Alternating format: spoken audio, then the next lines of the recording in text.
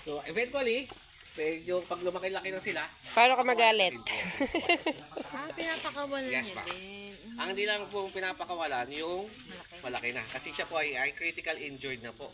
Nung hinuhuli po siya, nabali po kanyang crocodiles po, hindi po yan humihinga sa tubig.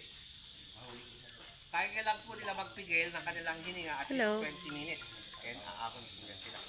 Pero hindi po yan nila kaya huminga sa ilalim ng tubig. Malulunod po yan sila. Michael, flowing.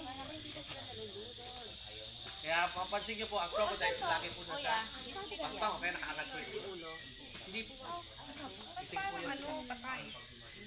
Hindi na talaga sila gumagalaw. Wala po. Kasi po sila ma'am ay mga Ayan o, gumalaw. cold-blooded po.